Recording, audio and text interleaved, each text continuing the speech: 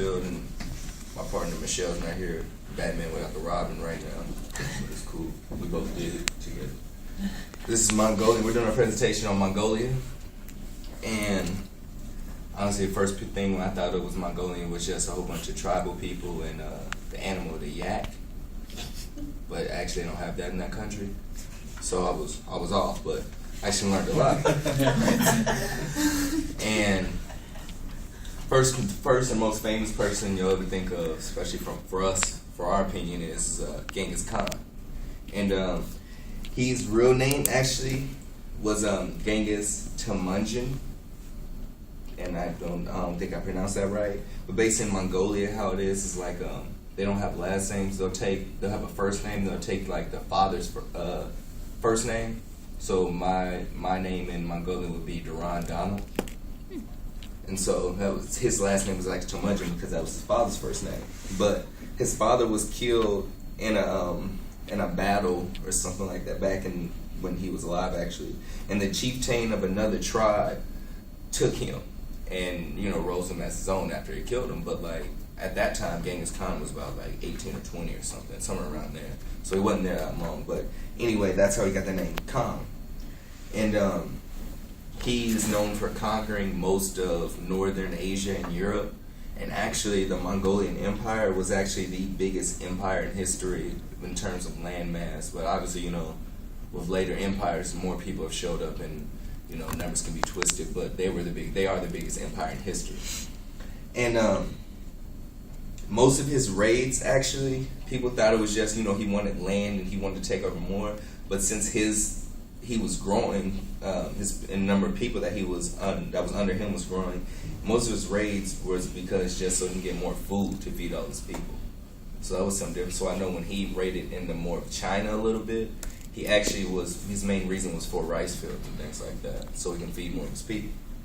And there's actually a statue, and maybe on there, but there's a statue of Genghis Khan in Mongolia, and it's a very large statue, and it's actually he's actually him on top of a horse, and he has a sword in his hand, I think, and it's actually on the biggest statue of a horse in the world. I don't know if it's the biggest statue, but I know the horse part is the biggest of a horse in the world, and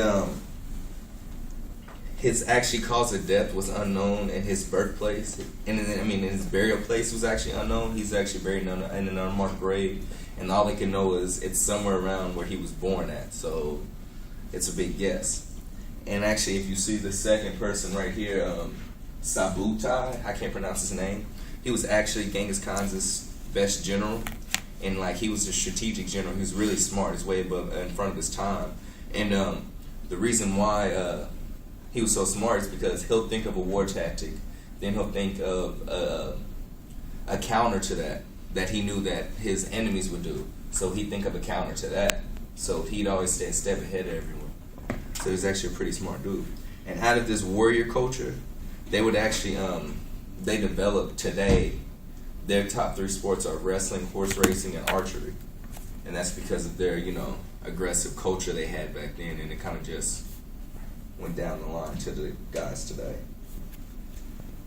And they actually started losing the Mongol Empire because of once Genghis Khan died, his son took over, and he was still running things because Sabutai was still his general.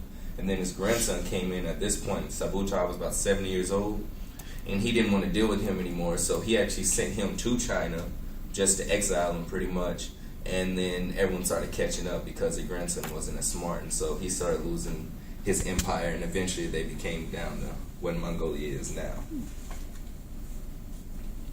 And contrary to most cultures, actually it's a little easy to read, women in the past history, when Genghis Khan was busy conquering the world, the women led the way. And back home, and the women actually held leadership roles because there weren't many men there, so they were higher up in their governments because they were nomadic. So they were the leaders of the tribe. They took home at home. They took care of the kids. They cultivated the lands. They took care of the animals. They did everything a man would usually do. So the women were actually respected. And when the men came back for more, they were still respected. They weren't taking a back seat. So it's a big deal in there, I think.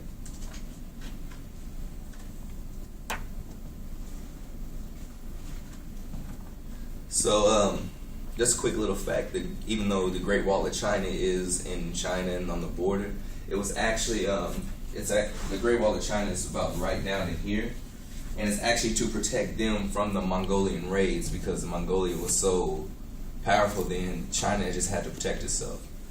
So, and after the Mongolian Empire fell, the Ming Dynasty rose to power, and they actually took over Mongolia. And up until about 1911, well, different dynasties still took over, but China still had a rule over Mongolia up until 1911, where they broke away from the Chinese rule. And then in 1919, the Chinese attacked Mongolia, but the Soviets, because their borders to the north is Russia, that's the neighbors to the north, so the Soviets actually came in and protected Mongolia because China was obviously way more powerful than Mongolia at the time. And so in 1921, the Mongolian People's Republic was established with the Russian influence. So they weren't exactly like taking them over, but they had their hand in it. Their flag had a Soviet symbol in it. They had an influence on their whole culture. But in 1946, China recognized, because they still had a treaty with Russia at the time, so they kind of had their hand in Mongolia, but not really. It was like a soft hand, but Chinese recognizes Mongolian's People Republic, and they backs out, but the Soviets still remain. And in 1990, the Soviets finally withdraw troops, and the Constitution is made. So what they do today, so it's a new era today. And they're now a parliamentary republic with a semi-presidential control. It's kind of complicated. So it's like if America and England, I want to say it's England's a parliamentary, right? And so if America and England had one combined governments, that's what Mongolia would have. And just because they have a new age, I mean, nomads are still prevalent, and they actually live in, actually 40% of the people are still nomadic in Mongolia. But surprisingly, they have a 97% literacy rate. So even though you think they're always moving around, they're actually really smart and they can read. And they live in these huts right here. They're called yurts. I can't pronounce it right. Yurt. Sure. And they build these up pretty fast. But the thing is, they'll have satellite dishes on these things. So they get TV, they can watch the game whatever they want, or wrestling match, archery. But they actually have satellite. They really do. I'll show you a video in a second. Actually, no, the video doesn't have it in it. But and they actually keep pets for them, and the most common pet for them is actually an eagle, which I thought was pretty cool. And they use them for hunting because, like, when they're out there, like gerbils, a lot of gerbils, like hamsters and things like that. Actually, they're just, they're wild out there. So they use eagles to hunt those, bring them back, and they actually keep them as pets. So I thought that was pretty cool too.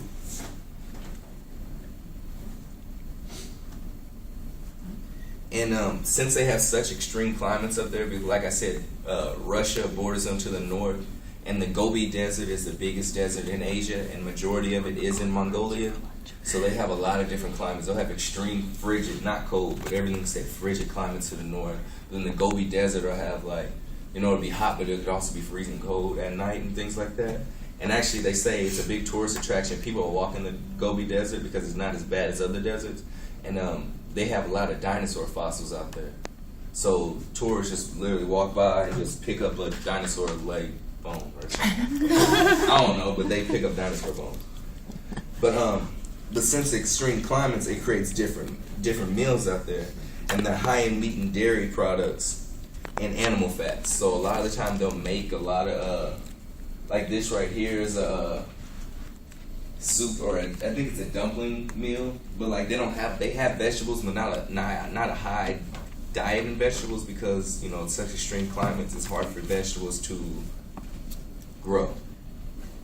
And they have a lot of animal fats because the winters get so frigid and brutal. Is that it helps keep them warm in the winter. Put more fat on them when they're outside, especially for the nomadic people.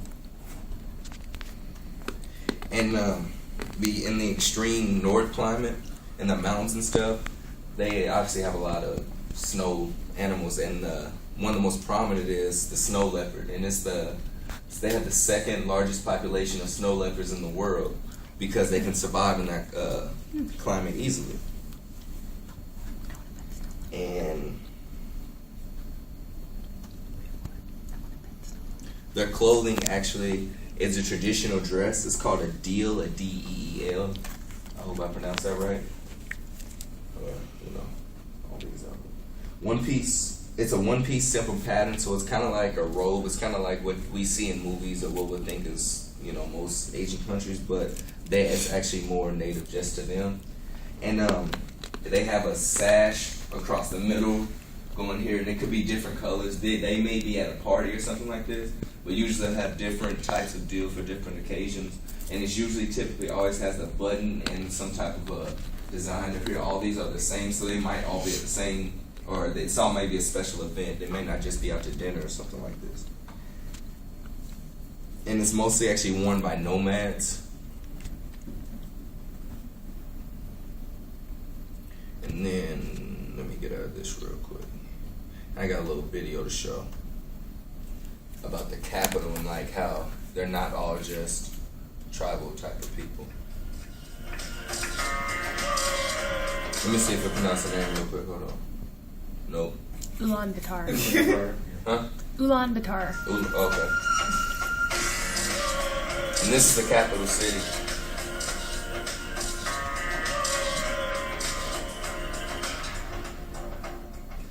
The total population of Ulaanbaatar is over 1 million, which is half of the total population of Mongolia. And Ulaanbaatar is the open door in the country with new democracy status. That's actually Most right here. Oh, hold on. Little second minute. That's actually what they wear in their wrestling when they're out in one of their primary sports. So. Most visitors pass through Ulaanbaatar in order to enter and see Mongolian pristine nature and nomadic lifestyle. There are main trade centers, international airport, railway station, road networks, making Ulaanbaatar the largest city of Mongolia. Much has changed in Ulaanbaatar in the past 10 years. A lot of new buildings have sprung up, and Ulaanbaatar is developing very quickly into one of the most modern cities anywhere in the world. The city has an ancient and nomadic feeling which gives Ulaanbaatar a special atmosphere. All visitors will get a feeling of this Ulaanbaatar spirit. That's the statue that he's on I was talking about earlier. That's the biggest horse in the world, statue. Ulaanbaatar shows a rhythm that embodies the history and culture of Mongolia. However, it is beginning to show the benefits from foreign investment in sectors such as mining. Ulaanbaatar city is one of the safest and attractive places for visitors.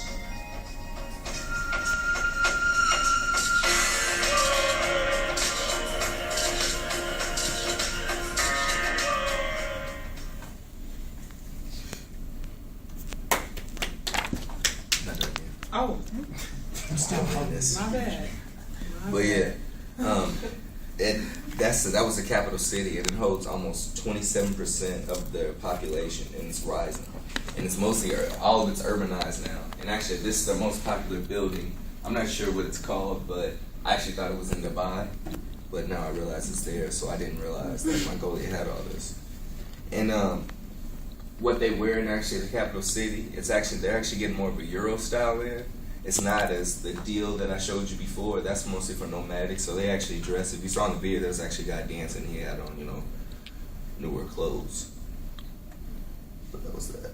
And but since they're becoming more urbanized, it's actually causing more problems. They're actually getting rid of some of their natural things that they have for the nomadic people, and also health issues are rising. The more people in one area, obviously, are going to have health issues, and because they're such a clean and safe country, it's becoming new to them. Like their HIV rate is 0.1%, and that's actually just only 2 known cases in the whole country that they found that has HIV positive.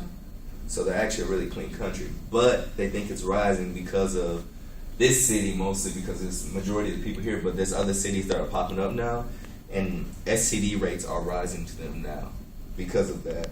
And tourism, they actually think it's because of the more tourism they're getting because of Ulaanbaatar.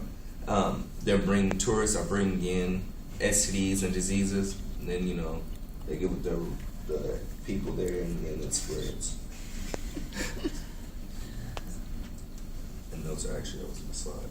So this is just one of the hospitals. And the thing is, they have a lot of hospitals in this one city. I think it said 27, and then they have a whole bunch of health clinics, and there's an incredible number of doctors just for this one city, more than you'd think it would be. So they're keeping things under control.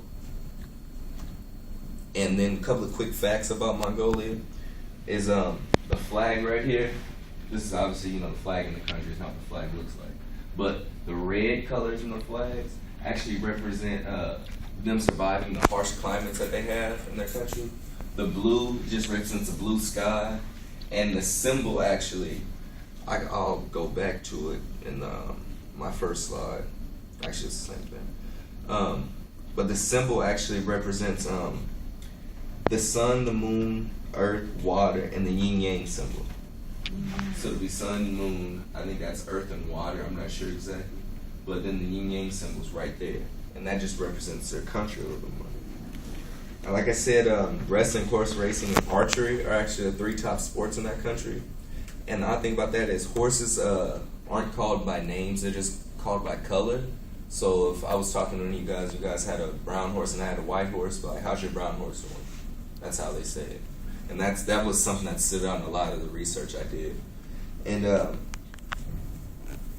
their religion is predominantly Buddhist. And the Buddhist funeral is very important. It's a celebration of life more than death. And as the person is dying, let's say an elderly person was dying, not like a sudden death or anything. As they're dying, they know they're dying. They start giving away their material objects, just giving it away to people. To at the point to where they're about to die, they only have about 1 or 2 things left. So when they actually do die, it's believed that their soul goes into those, let's say you have 2 objects, goes into the 2 objects. And then the family doesn't know, so they go to the town astrologer, and they tell them which one. They look at the skies, and they do the rituals, and they find out which one of the objects that the soul goes into. So if my soul went to my computer, let's say, my family would then destroy my computer because they don't want my soul to be trapped in there, and then so I can be reincarnated if I was Buddhist. So that's how they separate. And another festival they have is I can't pronounce it. It's Sagan Sar. I didn't put the Sar. It's S-A-R, but Sagan Sar, I guess. And that's actually it represents 3 things. It's a Mongolian New Year, a safe ending of winter for the animals, and the addition of a new age. So it's like their calendar is actually the same as ours. So January 1st is the new year, and how they do it, they celebrate it is the youngest person, the whole family gets together, and the very youngest person in the family greets the oldest person in the family with their hands up like this, and they grab their hands, and that's how their greeting is. And then the family follows, but like you can't greet your spouse.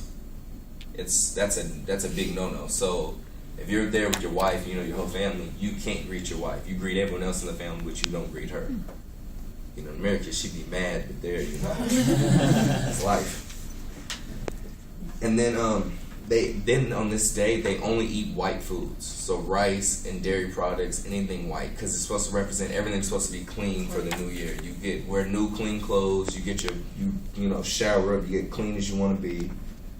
And then, and basically they live by kind of how Americans do when we get a new year. You know how you always see those posts, everybody be like, new year, new me, but in a month, it's the same person.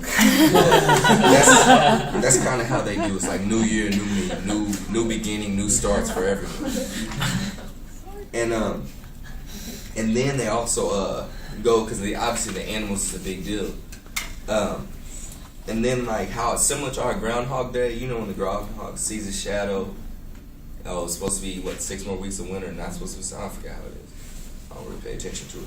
But they kind of do that in the same way for animal moods. Like if the animal's in a good mood, that means this year's going to have good weather, because the weather is such a important thing to how they're going to survive that year. So if the animal's in a bad mood, they're pretty much like, oh man, we're screwed for the year. So, but those are just a few things about Mongolia, and that's it.